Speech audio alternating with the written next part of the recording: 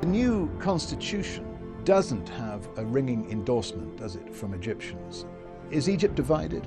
Was France divided because of the previous election? Was the US divided? But this is democracy. It was voted on by almost 64%. This is good. But I mean, of course, we wanted to have more consensus, but I think 64% is a very reasonable price. And the people have said what they wanted to say, and we have to listen to them. And there's always a room for improvement, so there's a discussion going on about things that needs to be fixed in here and there, which will be introduced to the next parliament to consider it for amending this constitution if they find it appropriate. Are about to take receipt of billions of dollars in loans. Will that have an impact on the poor? We have a homegrown reform program that we have to do whether we have the IMF or not. Of course, we want to have the IMF. The program does not include cutting subsidies on bread.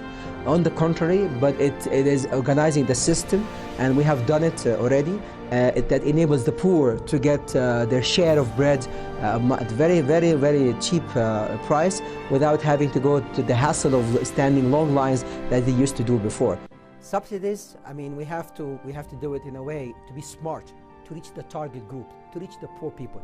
This is the idea. But maybe we're going to delay it a little bit to go behind the election time, because during the election period you cannot really introduce fixes to the subsidy issues. So maybe we delay a few things, maybe we move forward other couple of things, so we can strike the balance of what you're saying is about addressing the economical issue and also addressing the concern of the Egyptian people, and also the the political situation of the country and the path that we're going through. So what I'm saying is, of course, there are people that letting women down. There's a group of people that would do that, but it's not the mainstream of the Egyptian people. The mainstream of the Egyptian people respect women. And that was in the preamble of the Constitution. The women are our mothers, our sisters, our daughters, and if you read the Egyptian Constitution, it talks about persons afterwards. So at the preamble, it talks about women, the importance of women, and then it talks about Egyptian. It doesn't talk about their sex or religion or sex. It continues talking about Egyptian as persons. So that's the whole thing.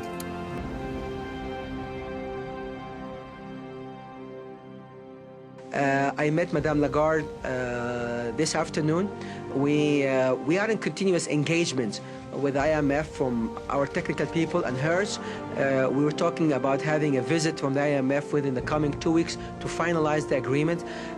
We want to make sure that whatever measure we introduce or have introduced does not intersect with the political process. So we were able to implement them satisfactory to our program, and of course to the IMF as well.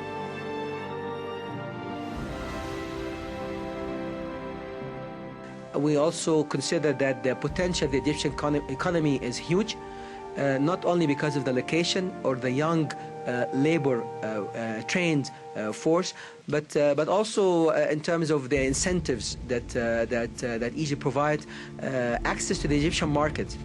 Having access to the Egyptian market doesn't give you only access to 85 million people, but because of the bilateral agreement, it gives you access to around 2 billion inhabitants in the Arab and Europe and America and Africa people. So also energy is probably 40% of its prices in Europe. Cost of labor is 30%. And the taxation also is much less than what you see in Europe, maybe 50%. So incentives, potential, with clear path to full democratic institutions. I can tell you all that Egypt is back, and it is time for you. Not you, of course, the journalists, but to tell the people to come and invest in Egypt. Although you can also, if you're interested, you can come and invest in Egypt as well. Certainly.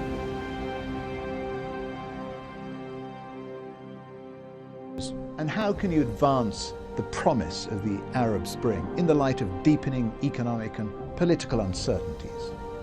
Well, I would disagree with the political uncertainty that you mentioned the last part, because we know exactly where we're heading. We have now an elected president for the civilian elected president for the first time in the history of modern Egypt. We have a constitution that was voted on by the Egyptian people, with the parliament in place.